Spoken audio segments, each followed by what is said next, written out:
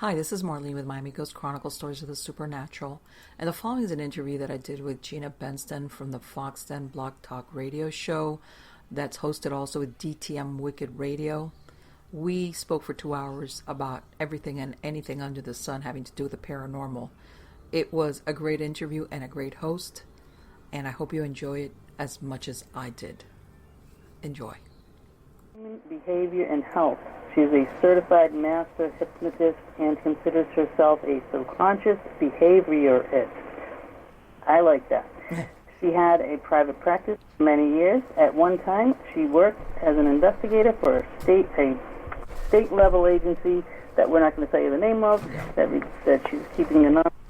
Her first fiction book, Mirror Lover, a dark supernatural fantasy, will be released late August. That means it's out now?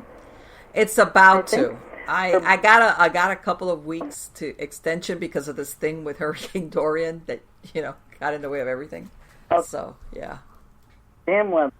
Okay. So it's on its way. It's almost there. Yes. Okay. Her yes. other books, Haunted of the Old West, Wicked Ladies and the Bad Hombres They Loved, The Lady in the Blue Kimono, Film Noir Murders, Supernatural Safety, are all available on her website or Amazon.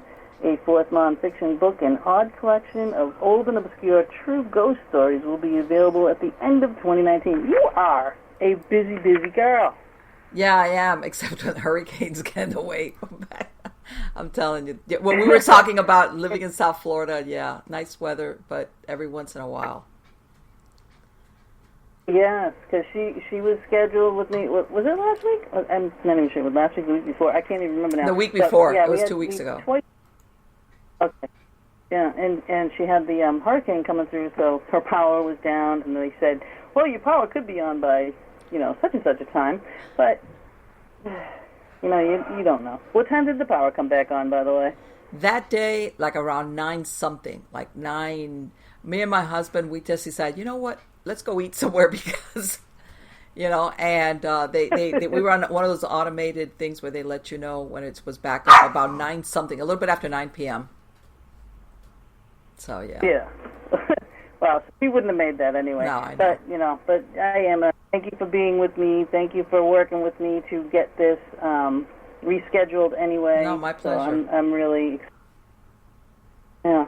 So tell me about Miami Ghost Chronicles, and you are the founder, and what do you do with that? Well, this was, when I started out with paranormal investigations, this was before the advent of groups or teams. You would usually get a couple of people together and things like that. And like I tell everybody, when I started doing them, I've always been a freelancer, which means I worked with a research foundation that worked with the state of Florida. And they would contact me when they had cases down in Miami or South Florida, or if they needed help, and they would get together other teams in a certain area, and that's how it basically became. I really, to be honest with you, I've never had members that belonged to me. I've always worked with other groups, that's why I know a lot of people that are still in this field or had been in the field for a really long time. And back then, you learned to keep a very low profile, because when people actually got around to asking, because of course this was before reality TV and everything, these paranormal shows, people did not want any type of visibility that anybody was coming to their house because of something paranormal. It was like, don't say anything to anybody. So once you got a reputation for being reliable and keeping your mouth shut, and being professional, because of course people were letting you into their house, then you start getting called into more and more, and you network with other groups, and that's really how it worked. That I would work with a lot of different groups all through mostly Florida, a few outside of Florida, but and I was willing sometimes, if I would travel a little bit if I had to, especially depending on the type of case. Or sometimes they would have a member that didn't show up. They just needed that extra set of hands. So I would fill in. Whether it was, because one of the protocols of that foundation was they had a 2-step. First, it was a scientific investigation.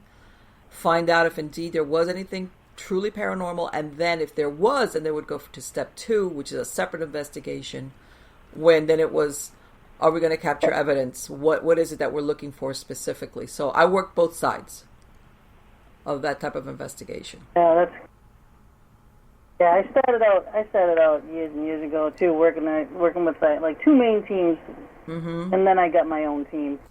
When I formed my own team, I didn't really have the time to do much with that, because then I started doing other things, right? And then being away, you know what I mean? They're getting into the events and doing, you know, all that kind of stuff, and the traveling, and yes. And now we, you know, we have ghost skiers, and you know how it is, and having the shows, and we have ghost detectives, so we're running around filming for that. We just came back from Getty's, you know, filmed this weekend. So yeah, it gets chaotic, but it's good to have the good people in place. Right. And I like how you did that. If you went into a location and there was something, you know, like a pre-investigation, like I had to have a packet. I'd have a stack of papers that I would have people fill out. Yeah, and it was kind of redundant. I did it, you know, and a lot of times the guy that basically assigned the groups or would get a team together, like pull people from different parts, he would ask me, Marlene, could you do a pre-interview on the telephone? Let's start with that and see what they, you know, what sense you get. And then, of course, we would have those questions. You know, and this was later on, because I tell everybody, I was doing investigations when you had to pay to develop film. You know, everybody goes, yeah. Well, yeah, there once upon a time, not everything was digital. You know, you had to actually pay to develop a roll of film. I still have. Yeah. A lot of people, they look at you like, what? And it's like, yeah, you get a lot of like, talk about dark, you know, nothing there. It was like a black nothing. But that's how, you know, and of course, and I always liked that approach. And that's, as a matter of fact, I still work with them, Florida Paranormal Research Foundation, because their approach was always first scientific, first on a separate investigation altogether. They did not do everything the same day. It had to be 2 separate, and then they would go into the second one if it was truly to be found to be some type of indication that there might be something paranormal there. Yeah, exactly. So, okay. So tell me about you produce the stories of the supernatural, you know, interviewing people, kind of. So when is that on, and how can people see it? I originally I was thinking of doing, you know, a live show, but it got so difficult making it work with everybody's schedule that I said, you know what, I'm gonna be tearing my hair out. So I do it's a pre-recorded show, and I release it once a week, and I release it on podcasts, and then it goes eventually to YouTube, you know. But I release it both versions, and social media. That's how usually, you know, I basically announce, you know, I'm releasing a show today. But and there's a lot of people, like I said, that have been around for a long time, others that are more current. And I think it's, and like I'd say everybody, paranormal is not just strictly the ghost stuff. There's a lot of things under the umbrella of the paranormal that I find really interesting. And that's how I think people, you know, sometimes you hear things that you've never been aware of having to do with some type of paranormal event. And that's because it's almost like the internet now with this allows people to network. Before, you'd have to wait for groups to get together or at a convention or something, and people would network, and then they'd trade stories. And then, but now with this format, you're basically allowed to network and talk about different things. Special, you know, certain groups have certain specialties. But then you have, you know, like-minded people. That's one thing that's great, and that's awesome when it works. But you have all the ego crazy people, and you know, the people that just, you know, dying to be a star. Right. And it's just, you know, they bring us down. No matter how many steps forward we take, it's so easy to drag the whole field back 10 steps by just a couple negative people in the field, you know, doing what they do, or bashing people. Yeah, and this is why I tell everybody, you know, because remember, and I tell everybody, when I started doing this, talk about low profile, one of the things that you were that how can I say that you were told when you were going is please don't talk about this. These people don't want a van pulling up in their driveway and a bunch of people pouring out of it with equipment. Yeah. 50 cameras coming in. The cameras, you've got a van with a ghost, whatever, the something paranormal. Back then, people were like, no. Don't. It was like, you're not going to talk to anybody about this, right? You're gonna. And people don't realize that there was a time where people really legitimately, whether they really had something supernatural or not going on, they didn't want their neighbors to know. Sometimes they didn't want their family to know. I mean, like outside their home. And they were very cautious about bringing anybody to do an investigation. Yeah. Like I said, when I have that stack of paper, it's like, can I publicize this or not? Sure. So that I've gotten great stuff that I can't put out there. Great evidence, really cool stuff that happened. But they didn't want to publicize, so you don't. And you respect their privacy. That's what it's about. It's about helping them. Mm-hmm. So you have to do that. Yeah, well, and that's the thing.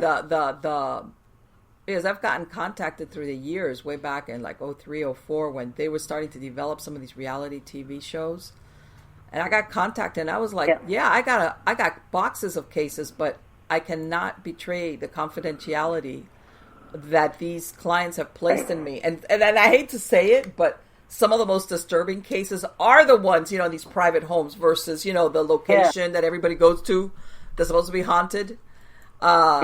Some of these in private homes are the ones that really are disturbing, and there's something that sometimes that the family's been dealing with for years, and then just something's happened, and for some reason it's escalated to the point that they had to finally reach out for help. And I hate to say this, not all the time. Sometimes they've been turned away by clergy when they've gone to look for help in that area. And they kind of come that, and it's almost, I want to say, I'm not saying now, I think it's a little bit more mainstream now, but back then it was like almost ashamed, like I'm stepping outside of my church because they didn't want to help me, but I can't stay, I don't know what to do. Okay, help me. Yeah. And exactly. Yeah. Now, did you ever, with the hypnotherapy that you do, did you work on the cases with that? Okay. I worked regular hypnotherapy, which is like stop smoking, healthy habits, but I also worked a lot in alternative hypnosis. I did past life regression, age regression. I did what they call spiritual attachments, which is basically when you have some type of attachment of a spirit within your aura. And the thing is this, when you go on an investigation, and you got to be really careful how you handle that because of the setting to hypnotize somebody. I have done it, but I've done it a couple of times, but it's always been in a very controlled setting. And I kind of knew what to expect, but you have to be careful because when you have somebody that comes into your office and they're going to be hypnotized, you kind of do a little bit of sitting there and talking with them beforehand with questions that are particular to what you're going to do with them. Okay. But sometimes in an investigation, either you don't have the setting is not right. People sometimes don't want to be hypnotized in front of other people because for some reason they believe they're going to spill out dark secrets, which they're not. So sometimes they're so uptight that they don't want to do it. But even if that was not the case, you have to be careful how you handle that. Especially because the people I've done it with have had very dark attachments. I've had people with attachments not only that are human but non-human. And I'm going to use the word non-human, not in order to use the D word as in demon, which everybody throws around like for like crazy, right? Yeah, for the shock. And I've had that. I've had that in my office. Yeah. I've seen that. And part of spiritual attachment works with that. Okay. Some people say it's not an exorcism. It's just, and sometimes the spiritual attachment is a human spirit that's enmeshed in that person's aura. that got attached somehow. Right. Sometimes it's even a loved one, and they can't get out. Once they get in so close into your aura, they can't leave if they want to. Sometimes the attachment, let's say if it's a loved one, comes about because they want to comfort, let's say, the person that's alive, and the person that's alive is saying, "Don't leave me," and then that fresh grief, and then later on that spirit is enmeshed and it becomes a real problem. And sometimes you've heard of widows or widowers that when they're ready to move on, they can't, because they still feel bound to their spouse that's deceased, and they can't seem to get on with their lives, or they can't attract a new person. Sometimes what's in the background is an attachment. I've seen that. Yes. And I've seen it. It could also be an attachment with no type of familial, not even knowing the person. And then, of course, you also have non-human entities. And I've had those as well. As far as, and I have seen people transform themselves before me, as far as the contortions, voice change, writhing around. Yeah, I've seen all of that. So that's why I'm saying, when you do that, when you're talking hypnosis on a paranormal investigation, unless you really, really know what, if anything, is there, and then if there is something supernatural, what is it? Are we talking a regular dead person? How's that? Or do you have something more malevolent? Yeah. Because if you do have something more malevolent, Exactly. then how can I say, you have to be really careful when you converse with something dark. Or someone else for that to actually take over possession-wise, as opposed to just an attachment, which is something like kind of, I think of it as an attachment as something that's, like kind of glued onto you, but Right. it's not like possessing you, Right. But a possession, you have to, and when you're open, if you're not grounded and you're not shielded and you're not protected, then you're open for that kind of attack. And I don't think anybody should go on an investigation, public or private, or in your groups or your teams or whatever, without that kind of protection in place. Right, and some people think, and you never know. Sometimes, as well as I do, that sometimes you want investigations, and it's a big surprise. It's like that Forrest Gump moment. You never know what you're going to get.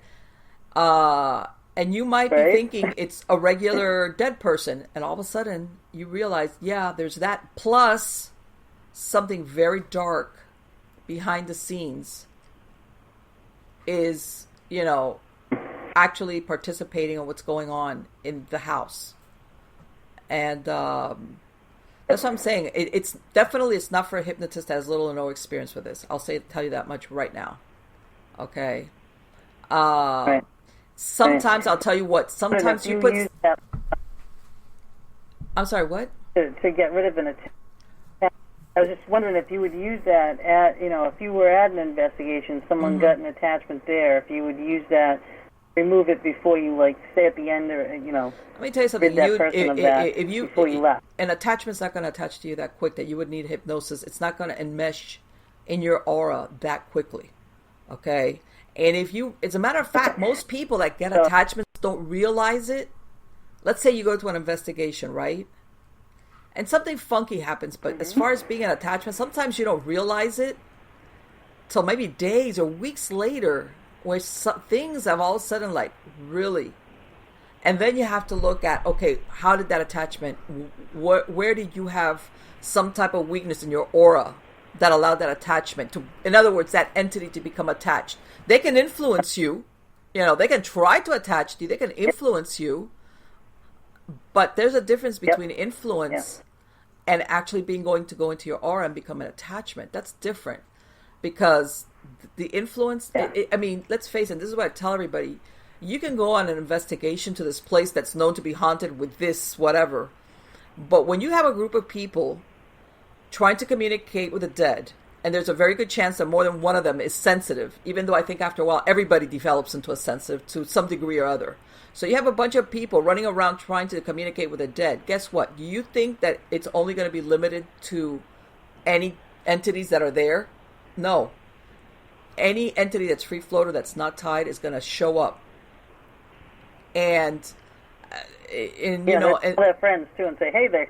Well, in the metaphysical level, you never that it's.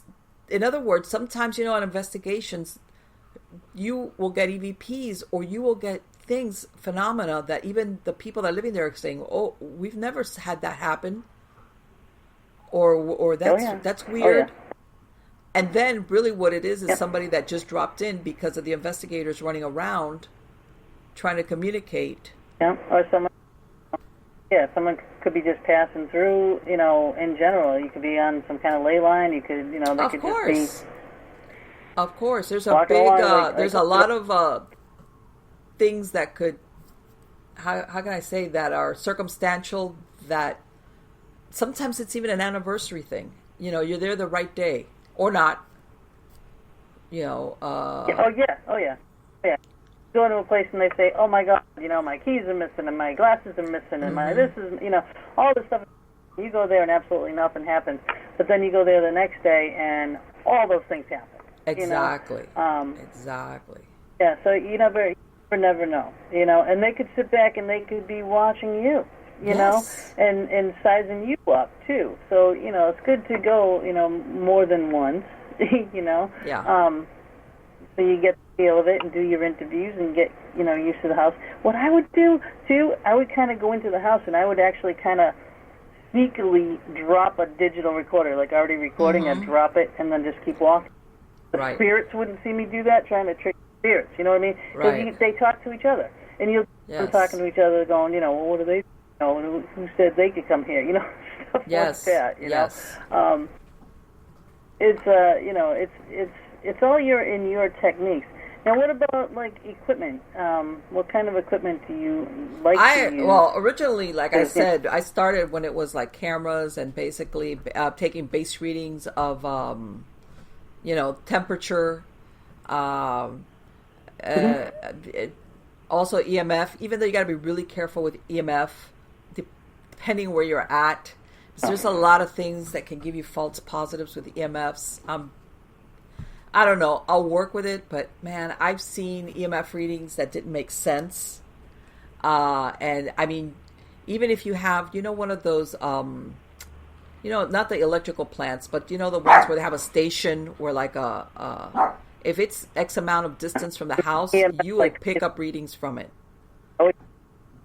It could be. Yeah, and EMF through like concrete, it goes through stuff. You really can't shield from it. You can protect yourself from it if you have really high EMF. There's stones and things that you can get to protect yourself because it can affect you. Yes, physically, but so you really can't block it from coming into the house. Yeah. Example. I did this place. I'm going to use my accent, the Dark Horse. And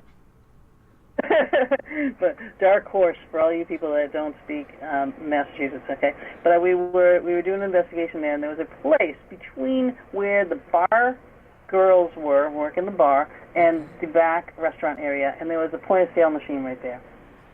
And then there was a panel for this huge building, and the electrical panel was in the corner over there too. Between that panel, but the Mel meter was reading over 900 and it went up to 900 and something on the POS thing. Between the two, and they were wondering why are they fighting all the time between the bar staff and the kitchen. It's like, well, yeah, because you're getting blasted with EMF every time you're talking to each other. So yes, it'll affect you. And then you walk by the electrical box. There's nothing blocking that. The EMF was like off the charts right there too. And it was like creating this big vortex thing there. I actually took Chris, my partner here that was on the show, Chris George. Him and a few other psychics there, and they were just like, oh my God! And you can't get rid of them, the spirits there, because they're fed by all this EMF and all this energy, and it's so much. There's nothing that you can really do about it, but try to work with them and live with them. Right, and that's the thing. You have to be real careful with the equipment that you use, as far as that you understand that sometimes the readings you get, Depends. I believe it or not, one of my best things, and they're kind of, if you want to look at it as far as equipment's concerned, it's on the primitive side, but they're accurate as far as I'm concerned, is dowsing rods. I've been using dowsing rods for a long time, and dowsing rods have, if you're trying to find, as far as communication, you're limited to like yes or no kind of questions, because obviously they can't answer back. But if you have the time, communications with dowsing rods is excellent. Also, as far as pointing to areas where stuff is going on, yes. I was just showing I found one. My bag of equipment is right next to me. Sorry, excuse me, pardon me. But my bag of equipment is right there because we just got back from investigation. I actually didn't use my dowsing rods this weekend, but I do like them. And yes, especially when you're trying to get some quick. When you can feel the energy, then I'll use them. Right.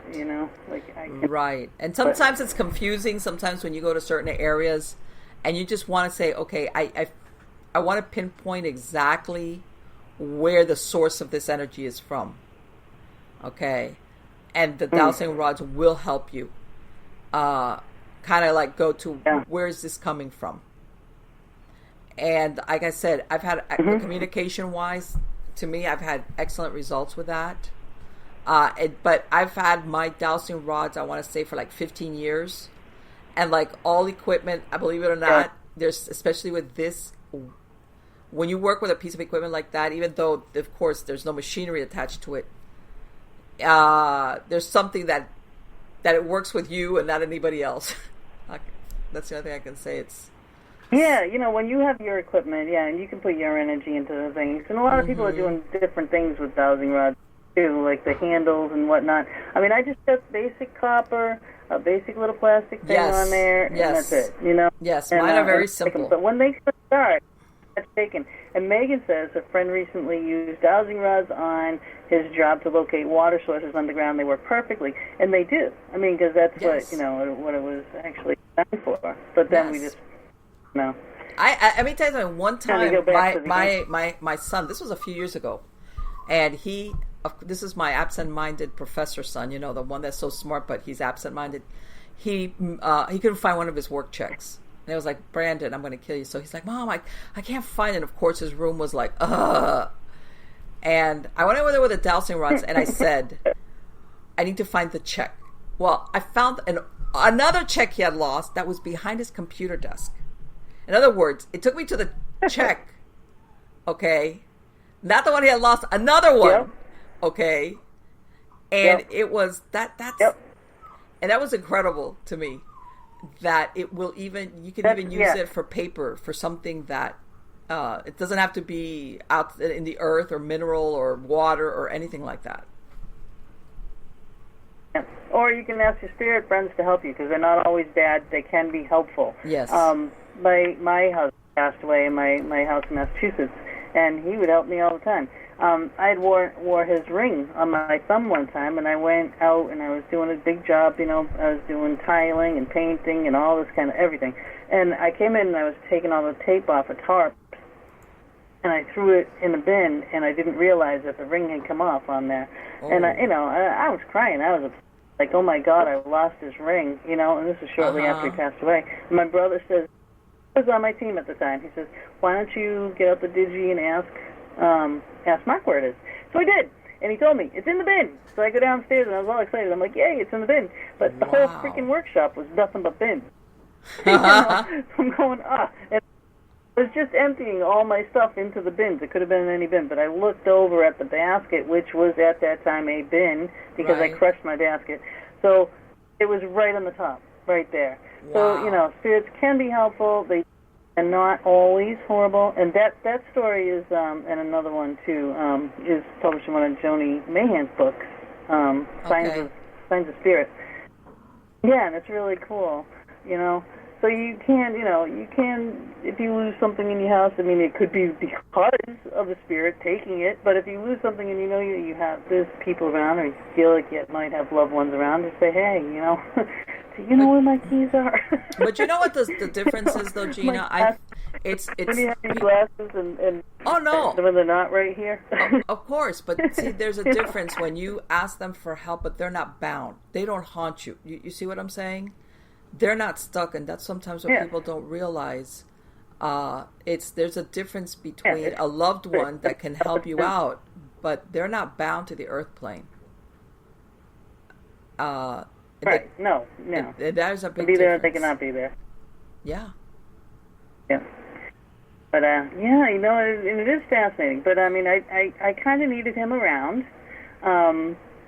At the very beginning, but then I was just like, okay, all right, I got it. I really want you to move on. I really want you to, be at peace and go to the other side, be with your family, because his mom and dad were over there, a lot of stuff, and he loved his family more than anything. So I'm like, yeah, just, I'm good. Yeah, and that after takes a while. He still pops in on me once in a while. But yeah, that's different. That's different. Like, I think all family members, they do that, just to you're okay, all right, you'll work it out, don't worry.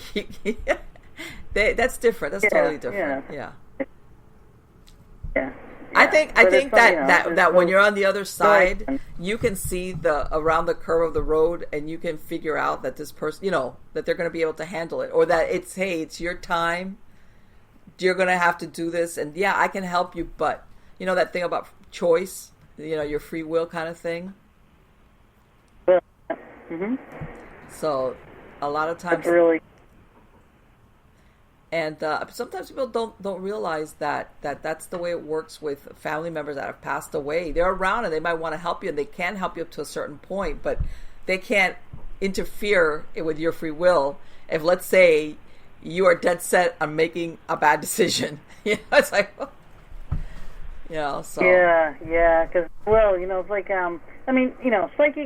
psychics and empaths and all that, you can pick up on it, right? Like, mm-hmm. I know when a spirit's in the room. I can hear them come in the room. Sometimes I can see them. You know what I mean? Right. But I try not to go there. I try not to develop that so much because I like my equipment, But some people can't. And then and this is how you get things happening in your house, okay? Yes. So some people that aren't empaths, that aren't psychic at all, mm-hmm. oblivious. And then the things are happening in your house. Well, that's because someone's trying desperately to get your attention. And it doesn't mean it's a demon. Oh, yeah, I know. It could mean that Aunt Martha is trying to tell you that she left you some shares to stock in the, such a place. You don't know what it is. It could be anything, Yes. And a lot of people will get night terrors too. Oh, yeah. Because when you're in bed, they'll say, "Oh my God, I wake up and there's something hovering over me." Well, yeah, because that's the time that they can actually get through to you, mm-hmm. because that's your REM sleep part. Now this is what I want to ask you about this and what happens in hypnosis. When you get to that REM sleep part, mm-hmm. and that's when you kind of forget and you leave all your day-to-day stuff that boggles your brain and bogs you down, like, oh my God, I got to get the kids to here, to school, to soccer, my job, my relationship, my whatever. All that's gone. And then you're able to hear. So a spirit will knows this and will try to talk to you then. So they're not really, again, they're not doing anything bad hovering over you. Again, they're trying to get your attention. There's something that they want to tell you. Right. Now, can you bring a person during hypnosis to a point like that where your mind can be that clear? Well, this is one of the because see, this is the thing, when you're hypnotized, you don't fall asleep. Now, one of the instructions that you give somebody when you start putting them under hypnosis is that when they go to sleep, they will go down to REM level. The reason why you go down to REM level is that this is when you clear out your mind, okay, from everything you did during the day. Basically, it's like you clean out house in your brain, And then sometimes, if you remember, not all the time, if you remember just when you have those dreams that are really symbolic, weird stuff, weird people, weird things, that's your subconscious talking to you. Your subconscious talks to you in symbols. Okay? So when you go into that deep level of REM, that clears out your brain. So that's one of the instructions you give a lot of people, that they'll say they'll sleep, but because they're never going down to REM. Now, when you bring somebody down into hypnosis, you're never asleep. Now, they are so relaxed. And basically what you do is you turn off that filter that you have between your conscious and your subconscious mind. That filter is the one that second guesses everything. Turns it off so that sometimes you allow yourself to see and understand things that you haven't. And as a matter of fact, depending on the person, they can actually see if they have an attachment themselves. Basically, they're scanning their body. And that's why you have to be real careful, because some people will see something that really wigs them out, even though it's been with them for years. Okay, I had a guy one time, a young man, who came to see me, and among other things, I told him, okay, I want you to start scanning yourself. And all of a sudden, he says he looked up through his eyes, and he had his grandmother's face right up to his face in a metaphysical plane. She could see her. She was attached to him, but she had her face right up, like if you grab somebody, put your face right up to their face. And he saw this under hypnosis. And he was like, he wigged him out a little bit, but at the same time, it was his grandmother. But it was like, huh? Yeah, now think of that as if it was someone that you don't know. Right. Which can happen as well. It can happen as well. But in other words, and sometimes you see them in different parts of your body. Sometimes attachments will not look like people. They might look like animals. They might look like colors. And then when you push and you start asking it and you start getting it, then they start transforming, and then they will show themselves as to what they really do look like. Because they try to disguise themselves, depending. Some attachments are ready to let go. They're like ready to let me go, get me out of here, cross me over. And then there's others that do not want to. They don't want to let go. So they'll disguise themselves as, sometimes you'll see people say, well, I see this, a black dog or a black mass or a brown thing or whatever. And then when it's a process, and then finally you get it to show itself. What is it that you're looking at? You will have people that will have attachments of human and non-human. And what these non-human entities will do, depending on the level of intelligence, is they kind of push the human entities forward. Like, okay, there's your attachments. Get rid of them. Yeah, and those hanging on. And they hang on. And they keep quiet, like in the background. You do have that sometimes. Right. And sometimes the attachments, the human attachments, will tell you that there's something else there. Okay. That would be nice. I've even done it with people that have had a hard time to stop smoking. And I've had some that have attachments of smokers. And I find them. And I take them through a process, and I tell them, open the door and tell me what you see. And they'll tell you, this is what's making me smoke. And it's an attachment. It's not. Wow. It's not the. I did that. I did to stop smoking one point, and it worked. Yes, it does. I started smoking again because of a fight with my first husband, but Well, because I went out. But how long did you go without smoking? I went. It was like years. It was about 5 years I went without smoking, and then I started again, and then I quit again. Cold turkey, I quit.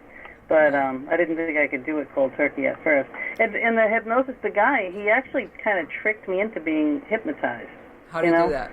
And doing like different things and saying, the balloons were floating up. You'll feel your arm floating up, and all these kinds of things. And then all of a sudden, it was like, poof, you're under. It's like, whoa, Yeah. And walk you through your day, like you'd ask you about your day. Walk through your day with cigarettes. Walk you through your day without cigarettes. Right. And it was really cool. I don't really remember it because it was many years ago. Right. Well, what happens is that the majority of smokers that I've worked with, which by the way, by the time they get to you, is because they've tried just about everything and it hasn't worked. Right. Their identity is linked. They see themselves as a smoker. So when you tell somebody, I'm going to take away part of your identity, that's why they really resist. Because you would think, well, you're giving up smoking. No, what you're asking them to give up is their identity. and the weight, and it's like, oh my God, I smoked 3 packs a day when I quit the last time, so I smoked that much. I mean, I couldn't do anything without a cigarette hanging out of my mouth or in my fingers. My fingers were yellow, my fingernails were yellow. It was horrible. My house smelled. I hated it, and I would get bronchitis yearly, and then it went to walking pneumonia. Then I got pneumonia, and then I remember waking up one morning. Had a cigarette in my hand, had matches in my hand, and didn't have a lighter at the time. I had matches, and I was coughing up this crap because I had pneumonia. And I'm going, God, I wish I'd done this so I could get my cigarette lit and start my day. As I'm sitting on the edge of the bed. And then the epiphany, hit me, and I'm like, wow, how crazy is this? So I crumpled up the cigarettes, I threw them away. I said, well, that's it. I'm already sick. I might as well just go through it. So you got 2 weeks of absolute hell. Yeah. And that's it. The withdrawal symptoms will leave you after the 2 weeks. And, that's the way I did it. And, because I was already sick. I'm like, but you know what? Dying, what's really funny is everybody thinks it's the nicotine, and it's not. The nicotine is out of your body real quick. It's the psychological part. That's really weird. Yeah, well. That's the difficult part. Yeah, it was. But, it was pretty much 2 weeks. And then I chewed on a lot of straws and pens and pencils and whatnot. But I did it. And I have not picked up a cigarette since. Now, a cigar, on the other hand. We'll smoke cigars. Again, I'll say it with my accent. No dying allowed. No. No. Let me ask you something, just out of curiosity. This is the hypnotist in me. Do you get sweaty palms if you're nervous? No, I get red face, and my head will sweat. Okay. But my palms, not so much, no. Okay, but... No. Okay, enough. Okay. Gina, you walk around you could go into hypnosis very easily. As a matter of fact, I bet you walk around hypnotized most of the time. And you didn't know it. I can tune a lot of shit out. Well, no, believe it or not, you know what it is? And it's happened to everybody. Like, let's say you're going home, let's say from someplace. All of a sudden you get home and you don't remember the ride. Like, all of a sudden you're home. It's like, oh my God. Yes. Oh, yeah. Yeah. I'm here, and I don't remember the drive. Yeah. Yeah, so what happened? That's hypnosis. You were under hypnosis. Everybody thinks it's hypnosis that you're sitting and you got your eye closed and it looks like you're sleeping. No, you're under hypnosis. You can be hypnotized and have your eyes open. And of course, you're doing something that's very familiar to you, driving, and especially if it's a route that you take a lot, where basically, and, that you could, anxiety will put you there, getting scared will put you there, and certain beats of music will put you there. That's why when you go to the movies, they have certain film scores that sound great, but they have louder? But it's not even the loudness; it's a certain tempo that will put you under. You don't know it, and you're thinking, "Man, this is such a great movie." You're immersed in the experience. I've been so tired. I used to go to movies with my kids, and I don't remember what it was. It was some kind of Star Wars things or something, I don't know. But there was all kinds of banging and blowing up and things shooting people and everything, and I'm snoring away. Yeah, well, okay, I'm going to tell you something. If you look at all these big blockbusters, like, Indiana Jones, Star Wars, all these movies, and take away the film score. And tell me how, I'm not taking away from the acting or, all the effects and all, but think if you were watching that movie without a film score. What would be? It would be like, it's a movie, but yeah. But there's a lot of ways to put somebody under a level of hypnosis. There's different degrees of hypnosis, but you're easily hypnotized, which is sometimes good, and sometimes you got to put it up your filter. That's one of the things I would do a lot with my clients. Is at the end I would lock the door to their subconscious mind. I would lock it so that they wouldn't get negative, negative stuff wouldn't go in there, even from advertising or from, people saying stupid stuff, that filter would be up. So, because sometimes it happens to a lot of people. But yeah, it's really unusual. But as far as hypnosis and the paranormal, it depends. When you start going into, I've done past life regression. One of the things with past life regression is sometimes you will go into the past life regression of an attachment. All of a sudden, you're thinking you're doing a regression on the person and who you're really. All of a sudden, in the process, who you're regressing is the past life of the attachment. And that's another thing people don't realize. Right. You can have an attachment that will follow you from one incarnation to the other, or you can have something that's called a piggyback. If you had, yep, in other words, two for the price of one kind of deal. Yeah. So yeah, it's that's why I called it alternative hypnosis. It's very and by the way, it can explain a lot of when people have either physical symptoms. Certain illnesses, certain phobias. I would treat people for phobias. Fears, you understand where they came from. I'm afraid of dogs because when I was a kid, I got bit up. That's you understand why you're afraid. There's people who have phobias that they don't know why I have this phobia. And that's when we would do the age regression, because sometimes it's in this present lifetime doesn't necessarily have, they just don't remember it. And their brain has blocked it out because first it was very traumatic. All right. And your mind will do everything it can to keep you sane. Sometimes you don't have to go to another lifetime.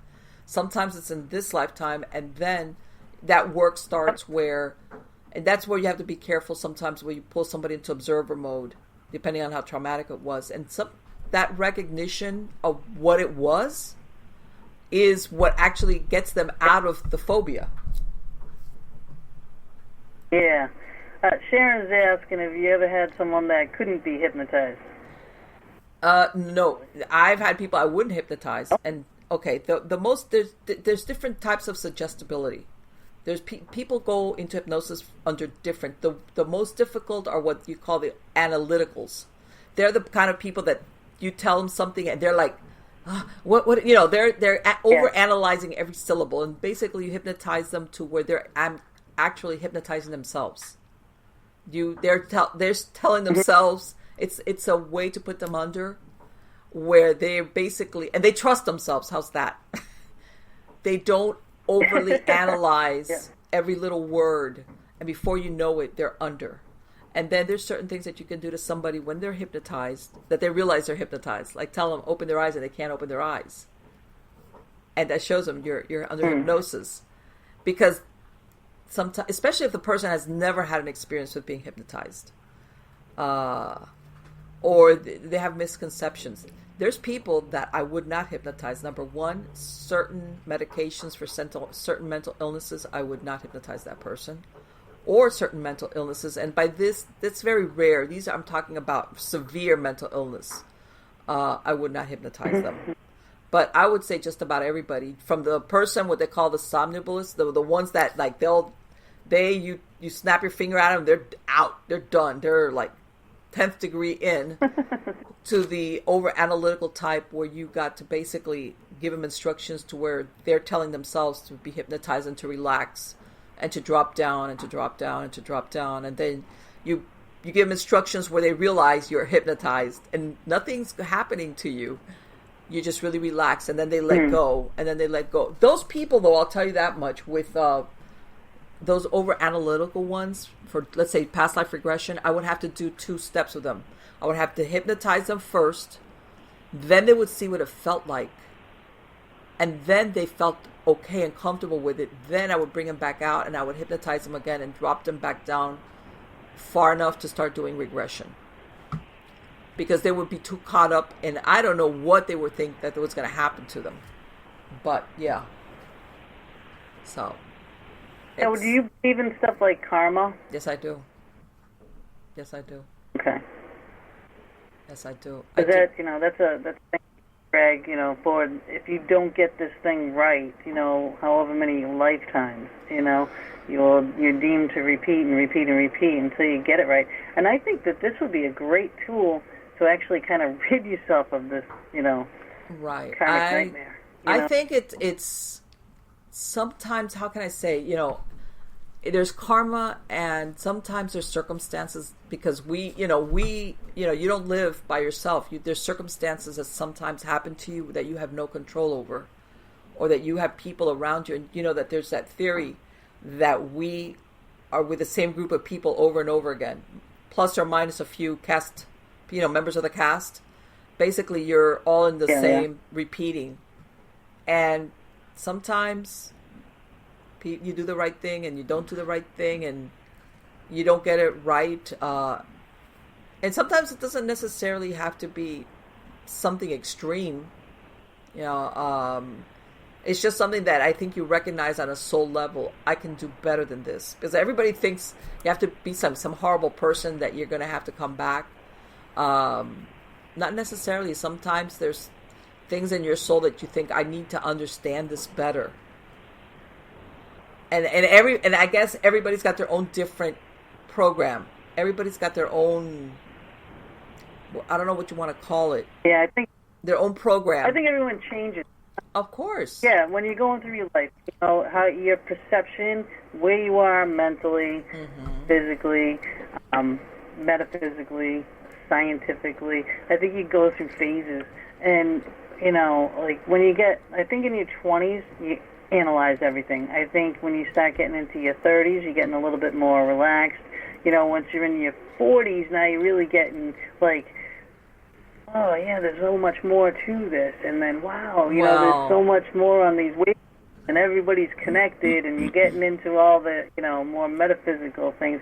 It's like, that's just been I'm not saying that is, the thing. Okay, I'm just saying, and my perception of the people that have been around me, it's just what I'm noticing. Well, you know what? And to me, I think that as you grow older, because I think the younger you are, the more you believe in absolutes. It's either black or white, true or lie, that kind of thing. Yeah, we're never going to live till 40. That's real old, Right. And then as you grow older, you start experiencing life, and if you get married, and your job and children, all the things that happen to you as whatever your choices are as far as your life is concerned, you start realizing, man, there's a lot of grays. That not everything is a one size fit all. Like it's either this or that. Right. You kind of think, okay, all right. So you learn not to take things like don't get me wrong. There's certain things that they're wrong, or what's right is right. But you realize circumstances, things change, certain things apply to certain people. It depends. And I think that's something you learn as you grow older. And of course it depends also when you're younger. If you're busy. Allowed to make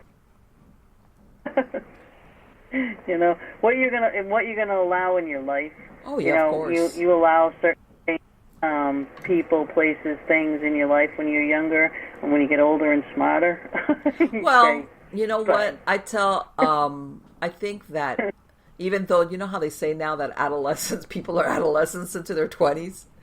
It's like okay. Well, and I know there's people out there like the millennials are. It's like, okay, I was turning 15 and 16, and I was dying to get my driver's license and like bolt. Not leave home, but I wanted to drive. I wanted to be out. I wanted to do this. I wanted to go there. But anyway, in other words, I'm an old soul. I was out there. 12 years old. 12 years old, I made more money working a weekend than my mother did working all week. There you go. I'm very independent and very old soul. Right, and there was nothing. But you were. I'm not going to tell you this. On the contrary, but there was a desire to be a grown up, even though later on, you find out. Absolutely. But as far as being responsible and jobs and all that stuff, people were anxious to do that.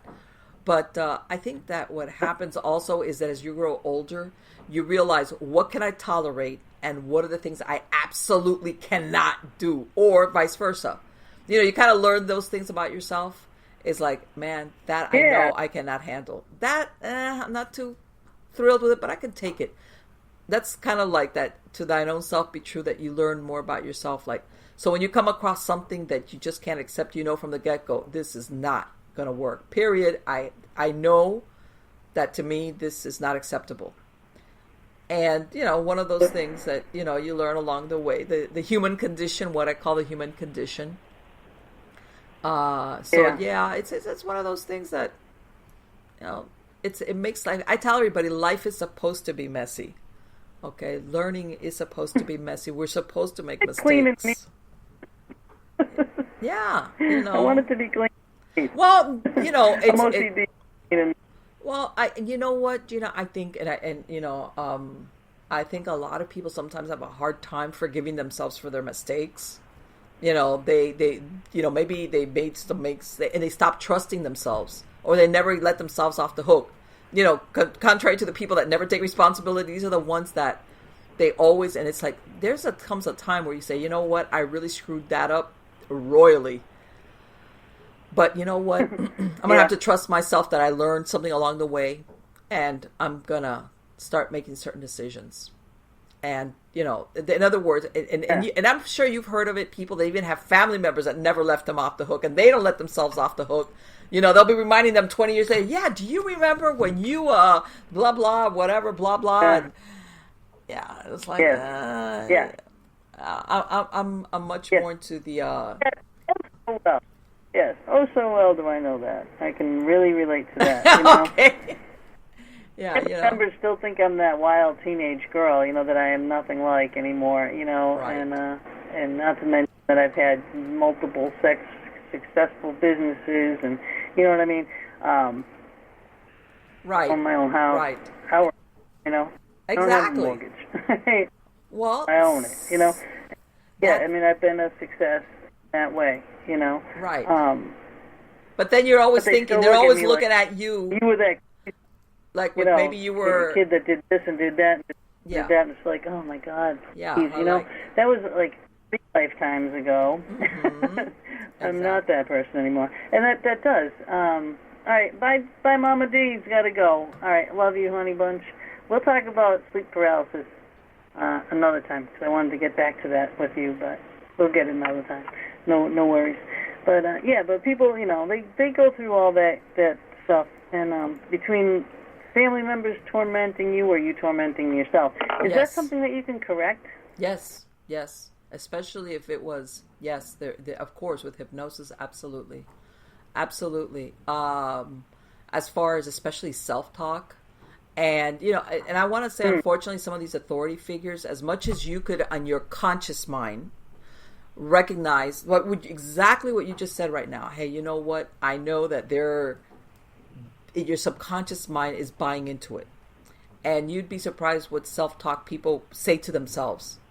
Very negative. And they almost like echo what these authority figures have been telling them, always in the back.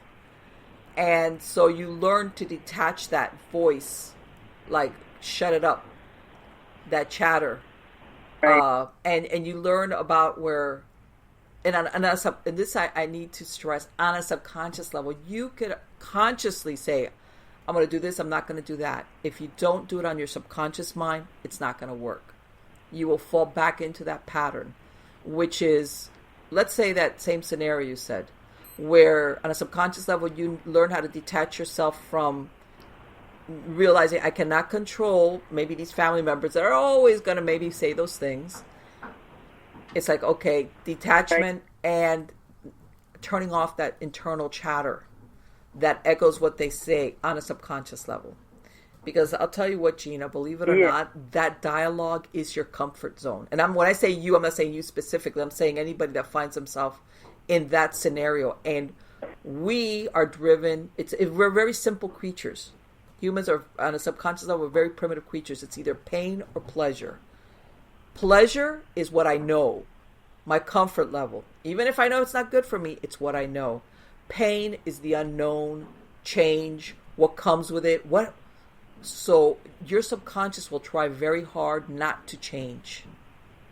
Even if your conscious mind knows, man, this is rotten, this is not good.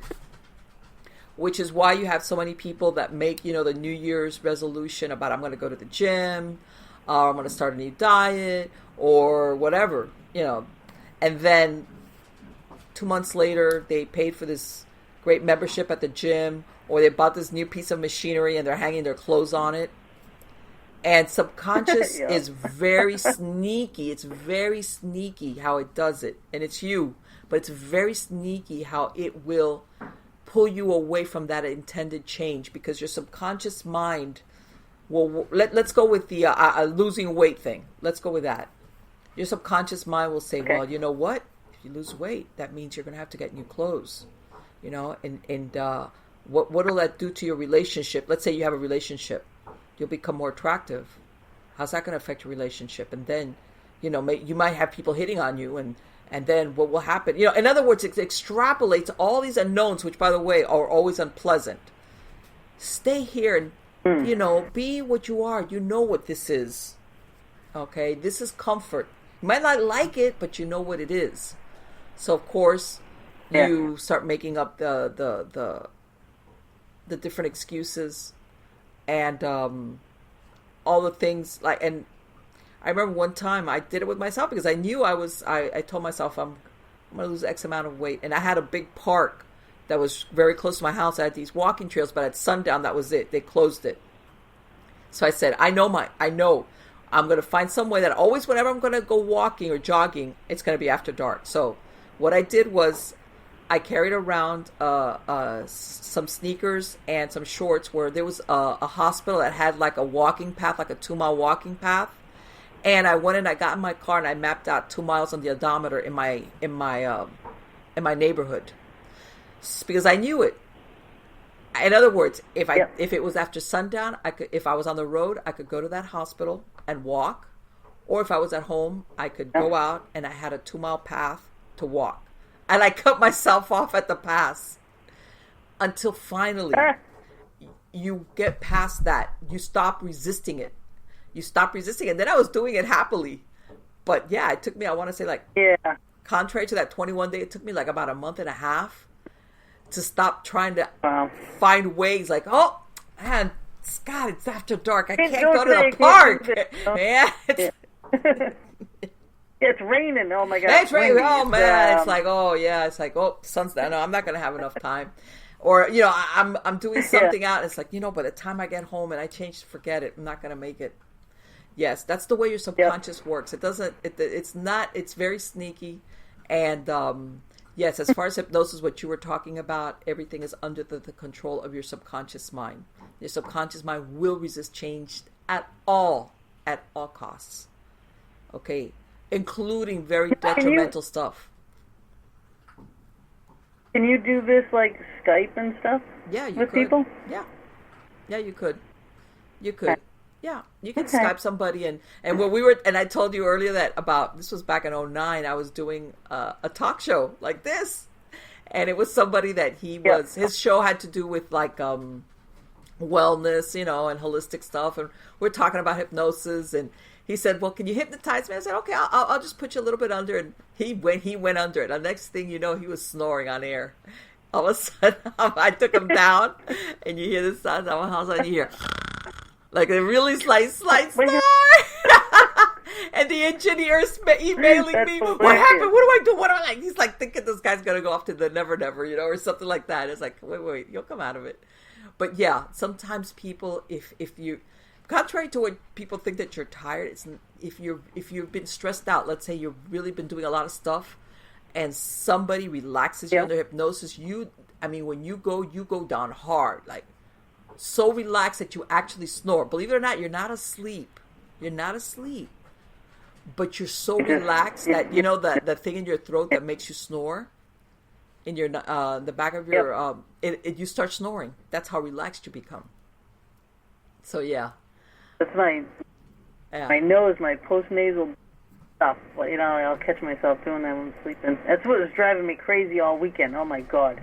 It's like I couldn't really sleep good because the friggin' nose, postnasal drip, my neck. Oh yeah. It was like, ugh. Yeah, I know. I every once in a while, I get that really bad. And then we're getting, like, after an allergy attack, you know, it's like, oh my God. Yeah. So yeah, it's... and I'm not mowing my lawn today after I've been having the worst allergy things. I know. We're like so far off the beaten path here. Yeah, I know. It's like we're talking about allergies. Okay.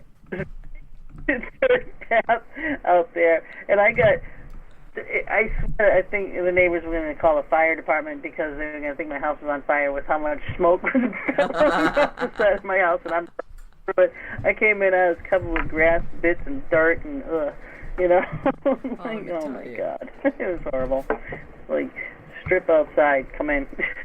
Nasty. Let me ask you something, just out of curiosity. When you went to for the stop smoking, when you told me you were a three-pack a day person. Is that what you were telling me?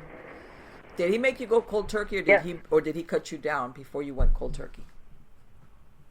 I'm curious. No, I stopped. So when you went to the hypnotist, he took you from 3 packs to nothing?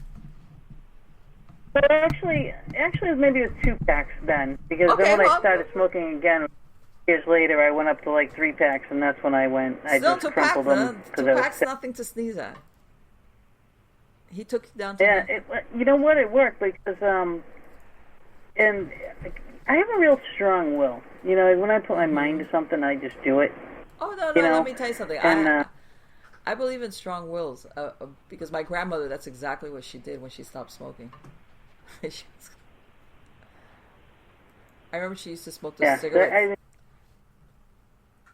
Very persistent, you know what I mean? If I start something, I finish it. You know, I don't stop until it's done, and I'll kill myself to get there. You know. But no, let me tell you something. I think it sounds like when you start up the second time, you realize, man, if I've gone all this other time before without smoking, why can't I? How old were you when you started smoking? 9. Holy crap! Oh, you're one of those. Okay. I know. I'm an old soul. And all my friends, I was 9, and all my friends were like 14, 15, 16 years old. So whatever they were doing, I was doing. You know what I mean? Yes. I was out in bars. 14 years old. Let me tell you something. You'd be surprised how many clients I had that would tell me exactly what you said, that they started smoking like really, really young. Really young. Yeah. Yeah. Yeah. I mean, we had nothing else. At my family, we didn't have a lot of money growing up. You know, not like when I had my kids, you know, they were in sports and everything else. And, you know, my family, we didn't have that. It wasn't an option. You know, we were hanging out. We were outside, you know. We'd get kicked out of the house, you know, play, you know. So I was out building incredible forts. Right, People, unbelievable. I'm a tool belt diva. I'm a carpenter, you know what I mean? I have a 3-level fort outside, you know, we'd sit in there and smoke. Contrary to nowadays where, you know, you got to, like, get a crowbar to get your kid outside, you know. It's like, go outside and play. Yeah. You never see any kids riding around. Like before, we'd have to like go slowly through the neighborhoods because you know you might hit a kid on a bike or something. You know, now they're all inside on computers. Yeah, I know. So you know, it's a different world. But yeah, different world. They don't want to be outside, and it's too this and it's too that, and you know, the only thing that you know we had to do is like we had to be home for supper. Mm-hmm. You know, 5 o'clock for supper, and then we. 2 chores, the dishes got to be done, then you can go back out, and then when the street lights came on, or, you know, 9 or 10 or whatever time it was, and you best have your butt in the house by then. Yeah. You know? But you spent the rest of the time, it was outside. It was like, it's like, everybody like... Did not want to be in. And, it is a completely different world, you know. The only time I was in, you know, I had to do everybody's chores. I'm the baby of the family, you know. It was like I have a brother and 2 sisters, so they were like all in a row, boom, boom, boom. 5 years later, me. So like I got the crap thrown at me, you know, and it's like, yeah, well, you do it, and then they'd sneak out. So I would do everybody's chores like really fast. So I get to be a really fast and really good house cleaner. So what did I open up when I get a little bit older? A house cleaning business. There you go. Because I was damn very fast, you know. But that's one of the reasons why, you know, you learn. But I always had that mentality to make my own money, because you make more money working for yourself than somebody else. My dad always said, if someone else can do it, you can do it, you know. So I would, and I would learn it, and he would make me learn it. You know, he'd throw tools at me and be like, yeah, figure it out, you know. And I would, and I did. And I made a career out of that. And I opened up a design business. So, I mean, I worked for myself the majority of my life. I had a few jobs, you know, other jobs, but But Not persistence, many. let me tell you something. Persistence goes a long way. People don't realize how important persistence is. Yeah, yeah. And you gotta have that. You gotta have that. If you want to be a business owner, you gotta have it. You really, really do. You can't just do half-assed. You can't do, half of a job and then go away. It's like, no, you gotta get her done. And if you don't get it done, you ain't gonna get no money. Exactly, yeah. Really, you're not gonna make any money. Of course. So the more time you waste at a place, the more time, the more money you're taking out of your own pocket. Of course. And Candy, her family is one of the ones that taught me about this mentality that I had to work for her family at a fruit stand. And that's where it all came from, the mentality of working for yourself. Do it for yourself. Yes. And that was a family in my neighborhood. Candy was my best friend as a kid, and then her sister Angel, she ended up being my best friend, and we loved the whole family. But yeah, we worked at a fruit stand, and and then talk about being in tip-top shape. It was great because we were fucking fruit around, Right. We looked good. Yeah, and but you know what? That takes it's initiative and stick-to-itiveness. You persist. Like you said, you figure it out. Sometimes people they hit the first road bump and they're like, it's like, I'm not good at this. Okay, how much did you try? Well, a little bit. It's like, so what did you expect? How are you supposed to be good at something if you don't practice it or do it a lot? And if you fail, so what? Okay, then try again. So what? It's not going to kill you. You know what I mean? You gotta try. Let me ask you something. All right. Gina. You know what? I'm going to reel us back in. Huh? I really am, because I'm going to reel us back in a little bit because we are our here, and we are so far into the woods. I was gonna ask you a question about on the paranormal end of it. It's something that I've come across with your person. When you were a kid, did you see ghosts? Did you see apparitions? Did you have experiences? Yes. Of course. What happened with you? Because I could tell. Because you probably see stuff that nobody else picks up on. Yeah. What happened? Yeah, and I don't really put that out there.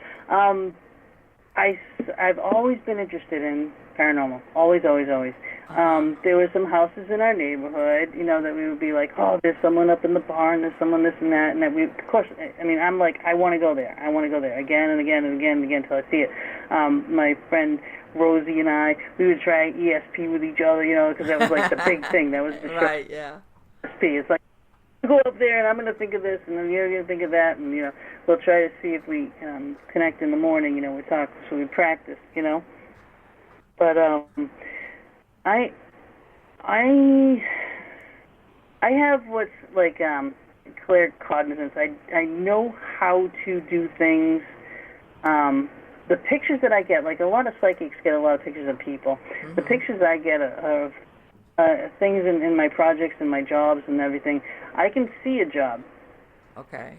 Done. I can see it broken apart. I can, like a movie runs in my head. I see every step. I can see into the wall. I can see what's in that wall, what needs to be in that wall. I can see it all, Okay. And I've never done anything before.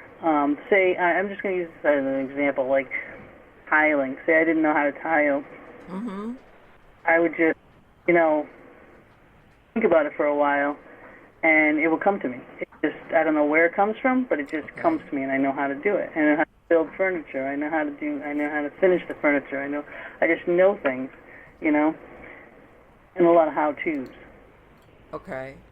But, so it's crazy. But then I actually, I had, my first husband broke my collarbone, and I OD'd on pain medication, and I actually died and came back. And when I came back is when I get this tone thing. Now I know when the spirit's in the room because of tones will automatically come in with them. Okay. Once in a while I actually hear them, but I honest to God don't try to, because I go on investigation and I have my equipment and I talk to them that way, and I want to tell them to talk to the equipment, because I don't want to see this stuff constantly. Like this stuff here. We see stuff in my house. My house is haunted. We see the lady here. I've never seen I saw the guy when I looked at the house first upstairs, but there's a lady that we've seen several times in here. But it's the dying and coming back though. That was a big ordeal. Mm-hmm. And yes, I have like tones. It would be different tones. If it's a low tone, I'll get a little nervous. If it's a medium tone or a high tone, I know it's okay. But sometimes they get too close and it deafens me, and I have to tell them to back off. And it's crazy. But it's helpful, and I'll tell you what, I can pick out a fake psychic a mile away. Mm-hmm. Exactly. Yes. And I'll smile and nod. But I definitely can pick out the fake psychic because just knowing what I know. And let me ask you, because I exactly like what you said. Not that you're looking to make a connection, but I can see that you must have seen stuff without intending to see it. In other words, not because you were trying to be psychic or nothing. Right. It was like, yes, my grandmother came, put in my bed, and she was talking to me when she died. My grandfather came and he was telling me to grab my feet when he died. Okay. And I was like, what the hell is that about? I told my mother, I'm like, wow, Grandpa came, he was at the foot of my bed and saying something about grabbing feet. When he was dying, he was covered with blankets, and he would kick the blankets off and yell that they were creatures trying to grab his feet. Wow. So that's what that was, and I was like, oh, wow, that's really kind of crazy, So, it's things like that. It's not all the time. It's kind of random things that happen.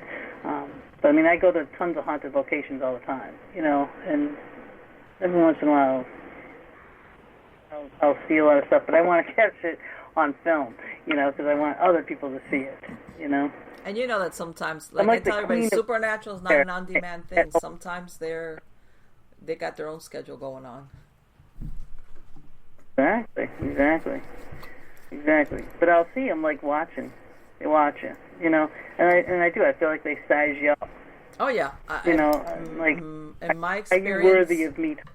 Let me ask you something, Gina, and I don't know because it happened to me when I was doing that. As a matter of fact, it was my first tip off that sometimes even before I would get notified of an investigation, or sometimes after, but I hadn't gone. I would see certain things happening. Like, in other words, you don't have to be there. They come to you. And as a matter of fact, I would say that's my first tip off that before I get there, then I know there's something intelligent there. Because they're coming here to check me out. Yes, yeah, they definitely do that. Ohio State did that to me, and I'm like way away from Ohio State, but I had been there before. Yeah. And Trans-Allegheny is a place I really kind of don't want to go back to. I do and I don't. Trans-Allegheny was something else. I went to Trans-Allegheny. Yeah, I took a little girl home with me. All right, that's too long of a story to tell.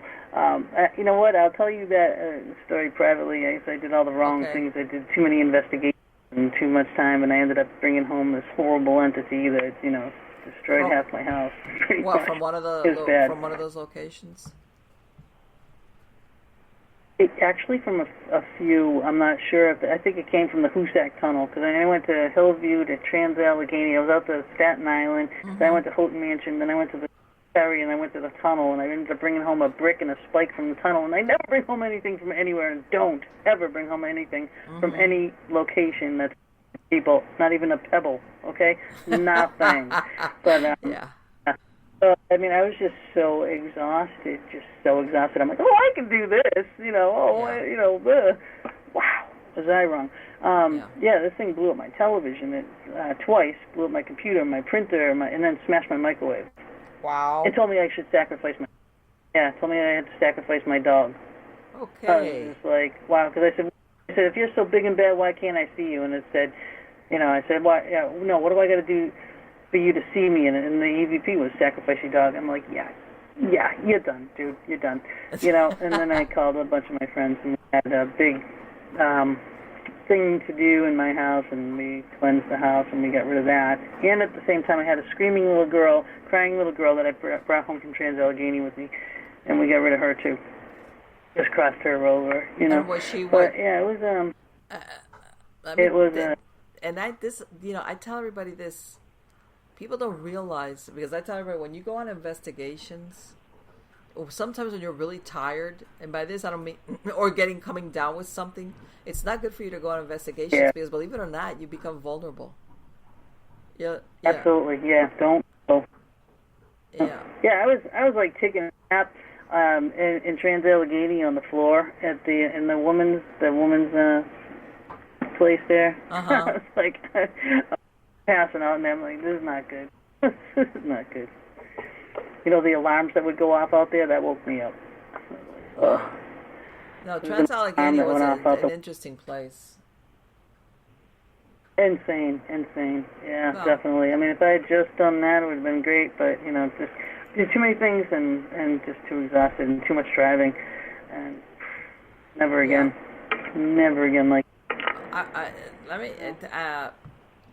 well, and no, the reason why I pointed it out is that, you know, everybody always talks about, you know, the when you're doing investigations, paranormal investigations, about, you know, spiritual exhaustion, and I'm like, yeah, but there's also such a thing as called physical exhaustion, okay, which it'll put you under. You need to, like, sometimes say, I can't go, because that's happened to me.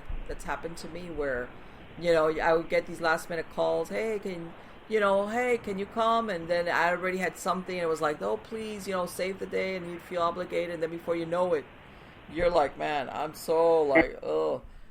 And yes, you're putting a big bullseye on you is what ends up happening, unfortunately. Yes, ground shield protect. Yeah. You know, just really, I mean, and it was actually after that is when, because I used to ground and shield in the morning. Mm-hmm. After that of my house, then I started doing it twice a day, every day. You know, and because that's really kind of how I start my day. I do that while I'm drinking my coffee. I do that and, you know, ground and shield and get rid of the night crud. That's what I call it. So I get rid of the night crud, anything that came in during the night trying to get my attention. Get rid of that and protect myself for the day. And then at the end of the day, get rid of the day crud.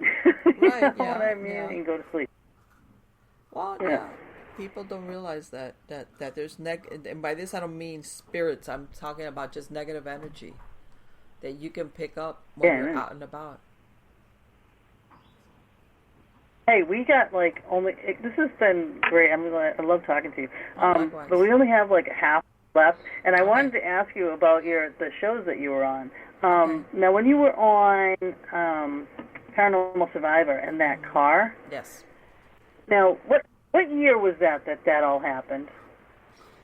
That happened into 2012, mostly in 2012. 2013, now, a little bit of 2013. 2012, 2000, a little bit of 2013. Now, how did you come across this car? My husband, which we hadn't met yet, had bought it because he wanted a muscle car. Okay, he wanted a muscle car. So he found this car on Craigslist, and it was in a little town on the other side of Florida. So he takes a friend of his who's a mechanic, goes over there. The guy checks it out, tells him, man, it's great. It's got very low mileage. The owner of the car tells him, and he doesn't remember whether he said either his brother had either gotten hurt or got killed he had been overseas in the war. And apparently he had the car in storage for a long time. That's why it had really low mileage. Make a long story short, he buys the car, drives it back all the way across to the East Coast, back to Miami. And that was like about the end of 2011. And this was it's a 1988. 1988. We meet a few months after that, okay? And he has the back of the house where we live at now, because we got married eventually. It's got like a big carport area, and he would park it back there. And it's the back of that area is all cemented. The floor's cemented, and he had some other stuff. And the bedroom where he would sleep, which is the main bedroom, it's on towards the back of the house. And he started first by hearing weird noises out there. Even before we had met, he kept hearing weird noises. And at the beginning, he's originally from New Jersey, and he was thinking animals because we live in an agricultural area. He was thinking animals, something's wandered on here, but he even, after a while, he heard he had those, those big barbecues, the ones that are like aluminum, that are real like heavy, and like when you roll something across cement, how it kind of makes a noise, uneven cement floor. He started hearing stuff like kind that. Of vibration. Yeah, like like if you're pulling something, even if it's on wheels, but it's like one of those aluminum barbecue things. He kept hearing stuff that after a while, he himself later on told me, he goes, "I realize, man, this is not an animal that's back there." And of course he would check it out, and nothing. He's an ex-cop, so he would go out there, nothing, and I think he would have dealt better with it if it was a real person. He ended up, he even put in a wall at the front of the property, and it's all fenced. The neighbors, everything. Then along in the middle of all of this, we met, and everything was fine. And then a couple of times I was here at his house, and he would leave to the gym really, really early in the morning. And I remember hearing a couple of times, thinking I heard noises in the back. And I'm thinking, oh, he's got home. He's got back from the gym, and he's parking in the back, which to me, when I'm waking up, because what's waking me up is a noise. I'm thinking, but why is he parking in the back? Because normally he would park, he had a truck that he would park in the front of the house.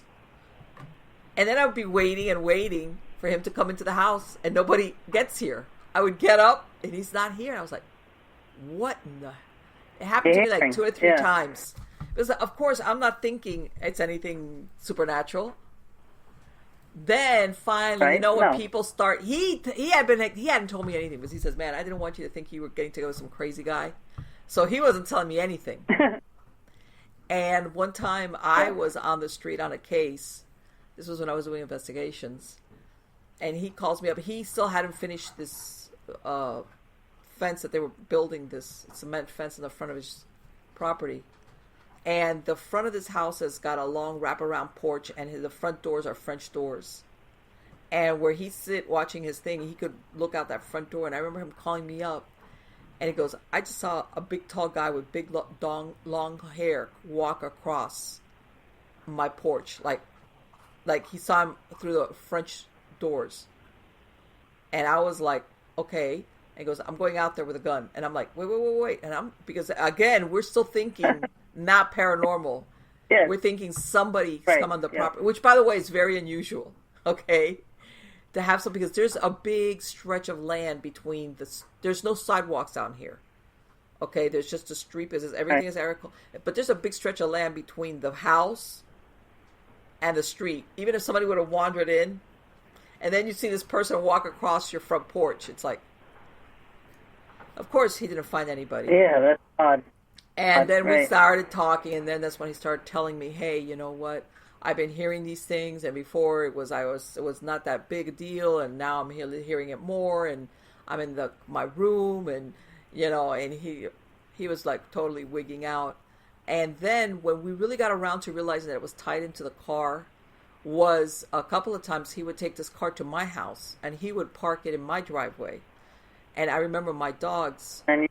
I was used to coming in and out. I used to work really weird hours. So, my dogs knew, in other words, if my dogs barked because something unusual, there weren't these type of dogs that would bark at anything. And one time I hear my dogs bark, and I remember my bedroom window looked out of my front yard where my cars are parked. And I stood up, when you kneel on your bed and you're looking out your window, because that's how I had it. My bed was right under the window. And I'm looking, I'm thinking somebody in his car, which is parked inside my yard. And I'm thinking, somebody's trying to steal the car. And I'm looking, and I'm like, because, you got a little bit of the glare of the windshield, even though it's nighttime and I have my porch light on. And I'm like, first it's like, is there somebody in there? God, there's somebody in there. And then I'm seeing, all of a sudden you start really looking, and there's this guy sitting in the thing. And I'm starting to I'm poking him, get up, because I didn't want to take my eyes away from it. And I'm thinking, the more I looked at it, the more detailed look. And there's this guy with long, dark hair sitting in the driver's side of the car.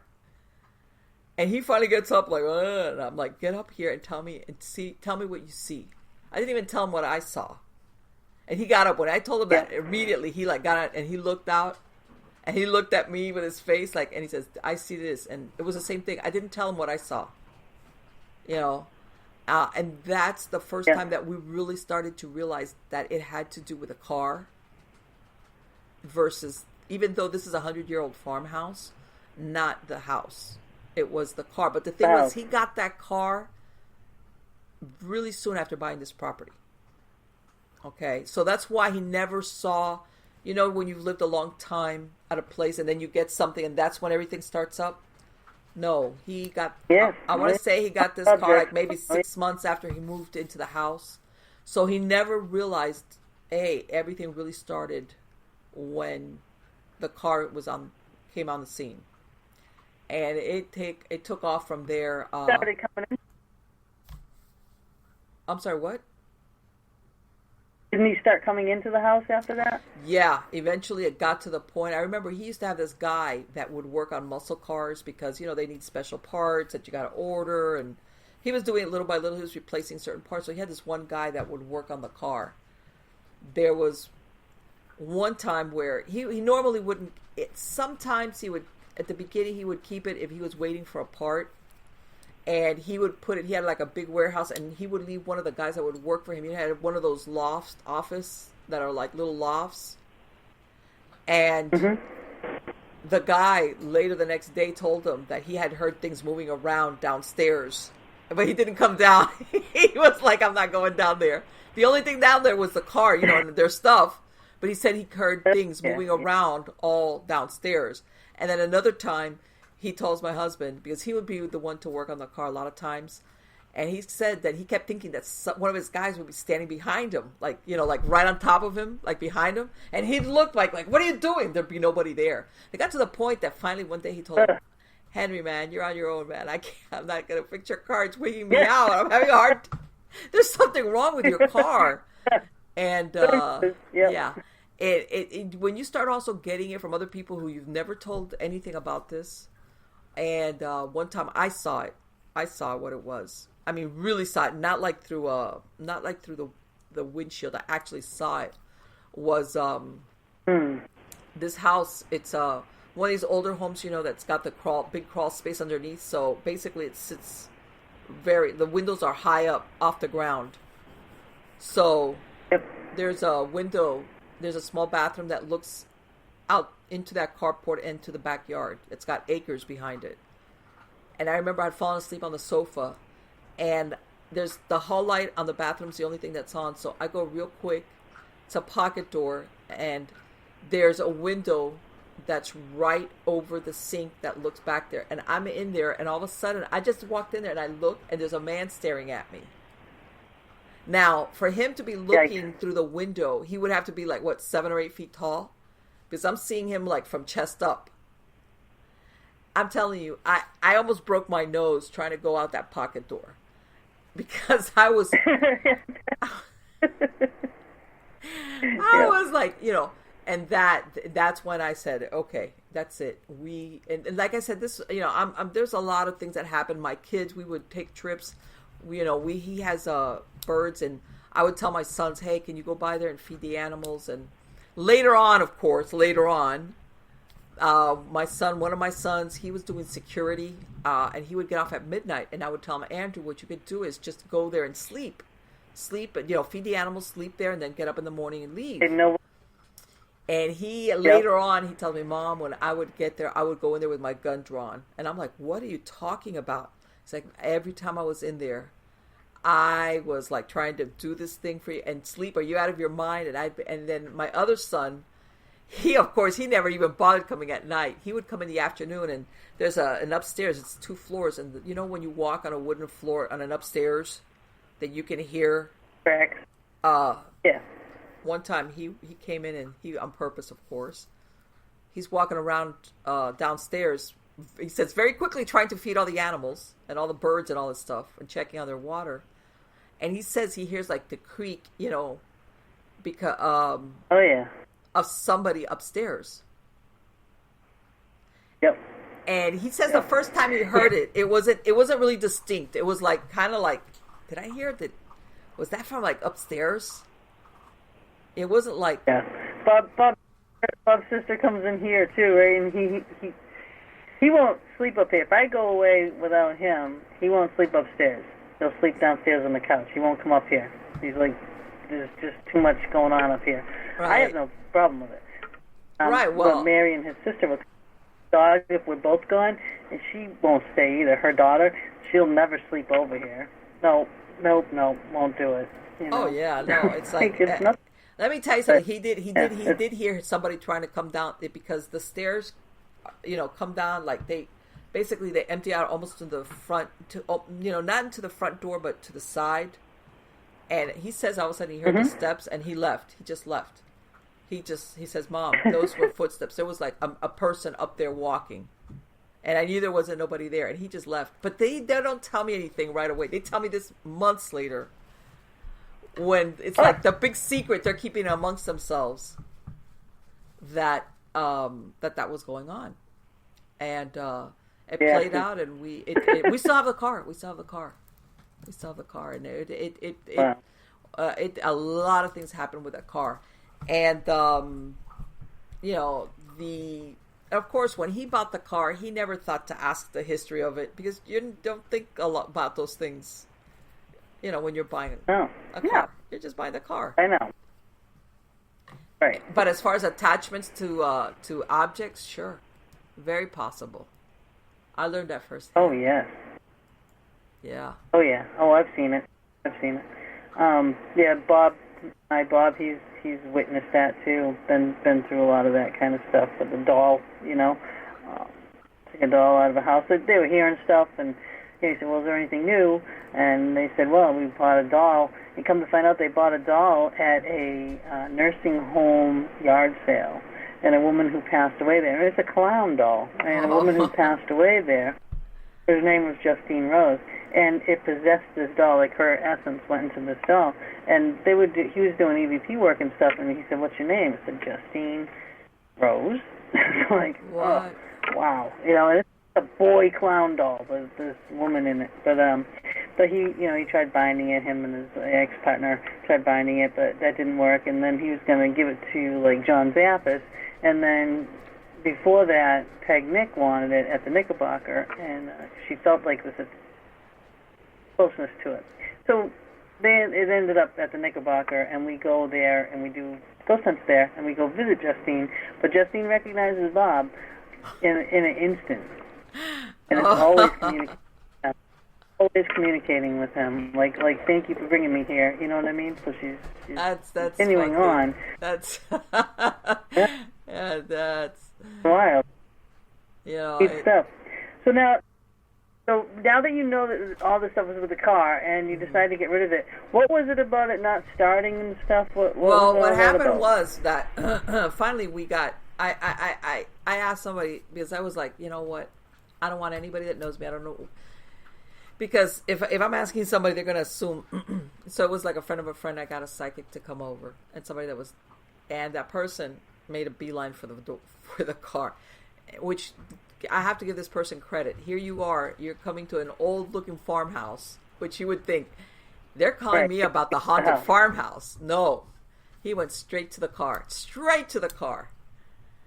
and it was that's a good psychic. Oh yeah. And he says, this car, it's got a really violent personality attached to it. This person, I want to say, died in or by, or was, he wants to say that it was because he was fleeing from the police, and my husband was a policeman, and he's attached to the car. And this is a really dangerous, violent personality, in life and in death, and that he doesn't want to let go. And like saying, I'm not even going to try to cross this thing over. Like, forget it. And I remember that he did a bunch of blessings and things and on the car. And right before that, my husband had gotten this new radio put in because he's into the radio thing, whatever. And like a couple of days afterwards, he goes out there. No, I'm sorry, I take that back. The thing with the radio happened before that happened.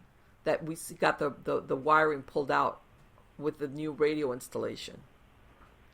And they didn't like the new radio. Nope. And then, like a couple of days, because he didn't drive that car every day. It was the kind of car that he would take out, and like a couple of days after the blessing, he goes and he tries to turn the car and it's not turning on. He comes back in the house. He goes, "You're not gonna believe this." I'm like, "What?" He goes, "It's not turning on." And I'm like, "What do you mean it's not turning on?" It wasn't turning on. It wasn't like no dead battery. It wasn't. Like I said, this car was like, he would keep it in tip-top shape. It was, like I said, he always had this mechanic because he was upgrading something on it. Yep. Blessing. And then we thought, okay, well, let's give it a little bit of time to settle. Maybe this was a parting gift from this entity being ejected out. Not really. No. It came back, not as much as before. It's kind of contained in the car. We got it work, and for the longest time, we could not get that car fixed for love or money. And we parked it away from the house. Oh, and it was really funny because when we would park it in the back, because we have that big carport area in the back of the house, everything mechanical there went belly up. We had We had a riding lawnmower, pretty brand new. Couldn't get that to stay fixed no matter what. We had like one of those golf carts to ride around. That we were constantly having problems with it. We had a sprayer, that comes with one of those engines. Same thing. It was like, okay, come on. How many things are going to, not work back here? Enough is enough. Yeah. Yes. At that point. Yeah. Like that thing that was blowing up all my electronics in my house. It cost me $3,500. Yeah. Come on. So we finally got it fixed, and we have it parked. But we have it parked in the front. We have like one of those half moon driveways. And I told him, that's it. It's not. Yeah. It's not coming in the back by the carport anymore. And every once in a while, certain things happen. Yeah. That let us know that it's still. I just think that what this guy did, the psychic, what he did was he kind of contained it a little bit, but every once in a while, and I'm still not sure what the trigger is. We do have stuff, especially because we have this big shed out in the back, like in the back of our yard, and every once in a while you'll hear really strange noises coming from back there, really weird noises. And I mean, and that has to do a lot with how things started up originally, and then it stops, and then it starts, and then it stops. It's like it's like on a cycle, and I still don't know what it is that triggers it. And it's one of it's according to the psychic, part of the thing that was going on was the fact that my husband is an ex-cop. It was like, it wants to, like, you personify everything that I hated and hate, whatever. So that kind of deal. Yeah. So. Yes. Well, it's just such a crazy story, And when I watched it, I remember seeing it when it first came out. I remember seeing it going, wow, that's creepy. And then I watched it again, obviously, because I was going to have you on. And I'm like, yeah, that is a really creepy story. And so is your one at the show on the haunted hospital. Yeah. And she was in season 1, episode 12 of Haunted Hospitals. Yeah. And my first question has got to be, all right, so now you're a counselor, right? No, I'm an investigator. Well, dealing with... Okay. Why were you going at the middle of the night, like 2 and 3 in the morning? You have to. Whenever there's something like that's a child death, you need to respond immediately. You don't, there's no downtime. Even though you would think, what's the hurry? No, you have to, it requires an immediate response as an investigator. You have to go and go to the hospital, go and take pictures. You got to do that right away. That's really important. Whatever time it was. So tell people the story of how this all came to be and what happened and when you got the call and what you saw. Well, I would work weekends. We had a unit that would work weekends. And that's why I say when I had crazy hours, I had crazy hours. But then we would rotate our on-call, and on-call meant that you would take any case that came in that they say cannot wait till the following morning. All right. Usually the only time that would be something of this nature, serious injury or death. In other words, we need you to respond. And this was one of them. And I went out there to the hospital because, that's where you want to go. You want to find out what happened. And there was certain, and I'm going to leave that, but there was some type of criminal activity involved in that case that they didn't include, which I'm glad because I told them not to. Also, what sparked it to being, it would have been even if there wasn't, but there was, another family facet involved in it. So, when you go to the hospital, you get information, not only when the body, the child, did they see any other bruising, anything like that. And you get a report from them, and then you need to go back to the house and you need to take pictures. What was there? Did it make sense what happened, what they're saying that happened? Things like that. You don't wait till the next day. So I was out there literally, like what they say, in the middle of the night taking pictures, and the house was empty. The house was empty. They weren't allowed in, and I was taking all those pictures, and especially in that backyard area. And by the way, this was this really nice residential area that was really, really quiet at 3 a.m. Very quiet. Yeah. And that's you why were hearing splash pool, right? Right, and they had this pool, and because I was taking pictures. There's the side areas of the house, and I was looking to see, entryways, exits. Did they have any, because you're supposed to include all of that. But you would think, what does that have to do? You have to take pictures of everything. And I was by there just taking these pictures, and the first time I hear that, I'm like, what? And I'm like, okay, wait a minute. I know there's nothing, there's no tree branches hanging over it. But when you doubt yourself, like, wait a minute. And you walk back there like, what? And I'm like, there's nothing overhanging like that could fall in here. What? Right. But, but even before that, I had gotten a very weird feeling. Even before, when I was at the hospital. Okay? When I was at the emergency room. Yeah. And, but then, there's only so much that you could stand there and try to, like, figure it out, So I went back and I was doing the other side. And this time, I heard something else drop in there. And it was like, okay. Because I even looked, you think, like, somebody your mind goes in a million directions, and, like, there's nothing that could account for it. And the second time was like, okay, there's something going on here. And like I said, it's especially noticeable at 3 a.m. Yeah, quiet. Nothing, all the neighbors, the neighborhood was asleep. Everybody's asleep. There was nothing going on. I even looked around. I'm like, man, is somebody looking at me? And, throwing stuff. Yeah, you start thinking, okay. And even I had even told them that when you go to these hospitals at 2 and 3 a.m, the parking lot's empty. There's nothing out there. But when you park, I was so used to showing up at these places at 2 or 3 a.m, it didn't bother me.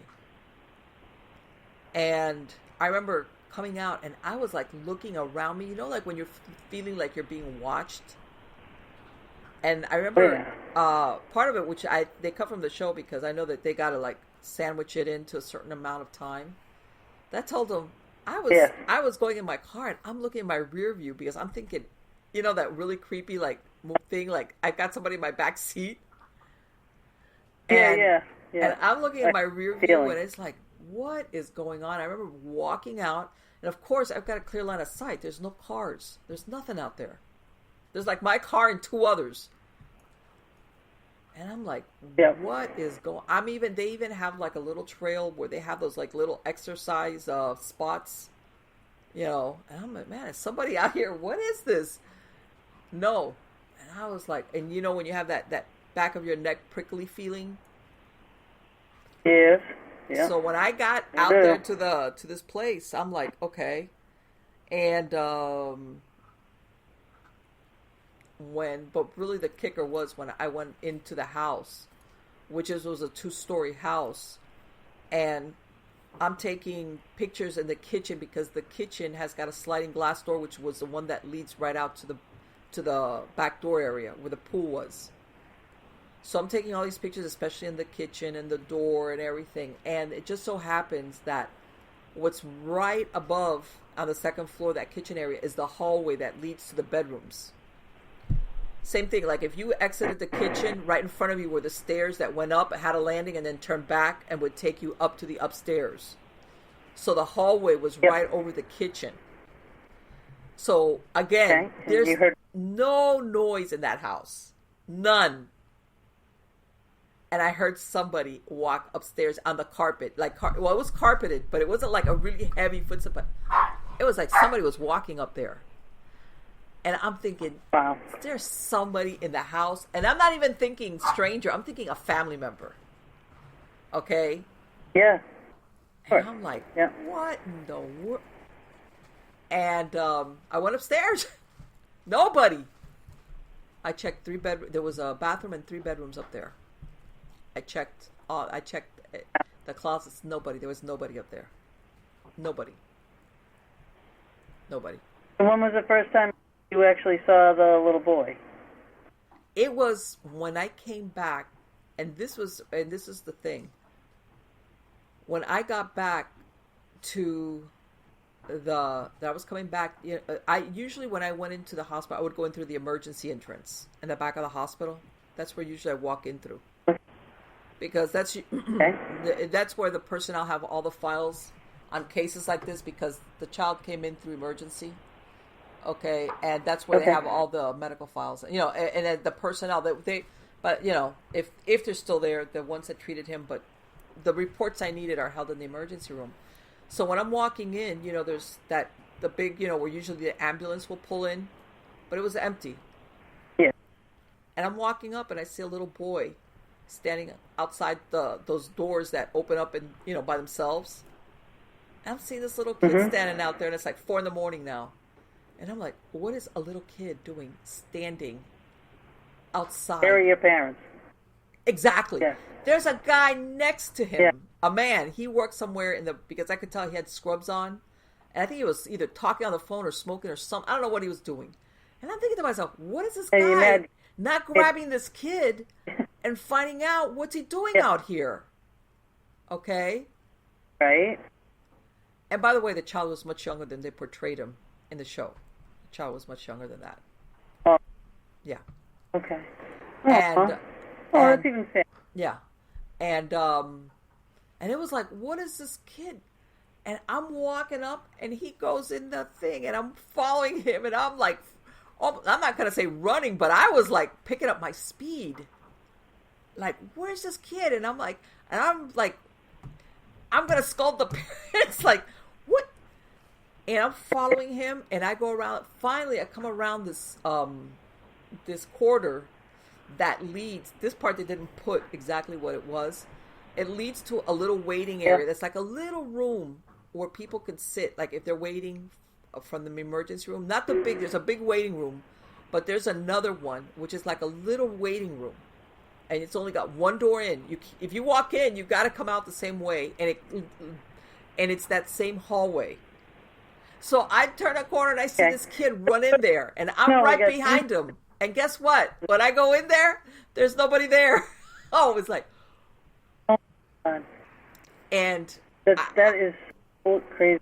And he was solid enough that I was thinking that this was a live child.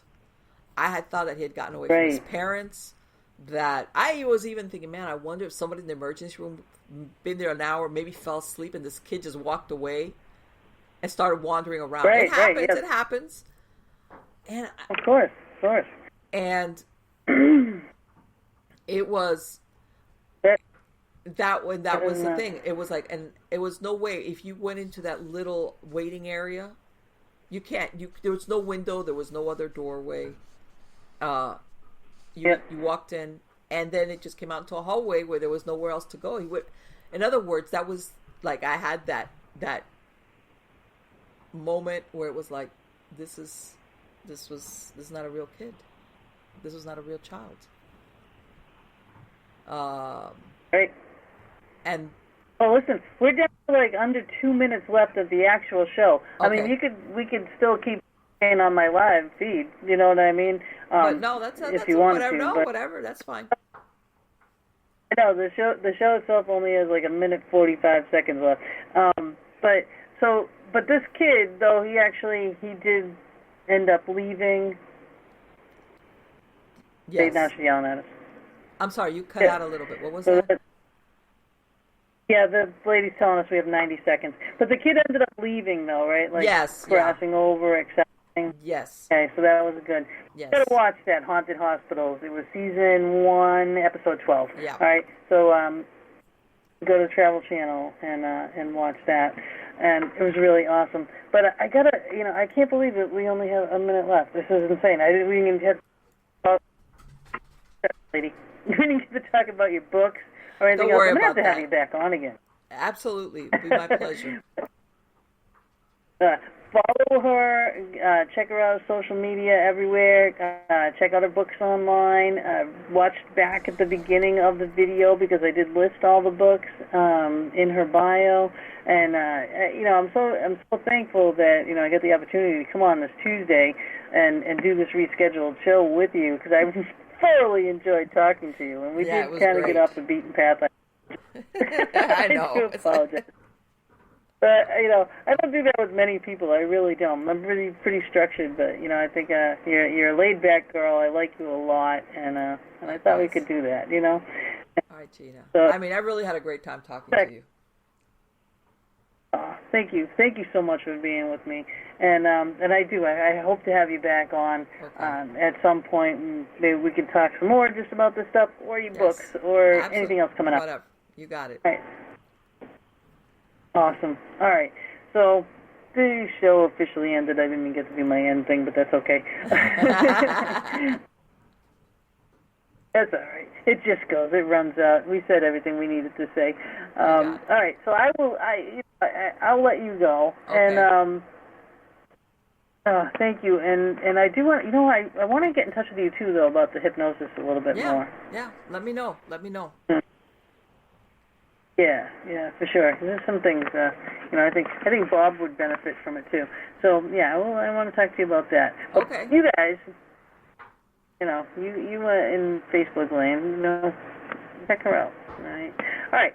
So you have a great time, great night, and I hope no more hurricanes and bad weather comes your way. Absolutely. I hope not. Take care. All right. Bye. Bye, Gina.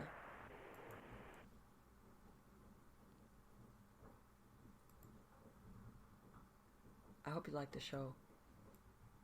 Wasn't she really interesting to talk to? Alright guys, I'm going to let you guys go because I'm really, really tired. I already did an interview earlier today and I'm plus I just came through a week of possible hurricane preparations. That kind of stresses you out a little bit. So, alright guys, thank you all. You're wonderful. Take care. Bye-bye.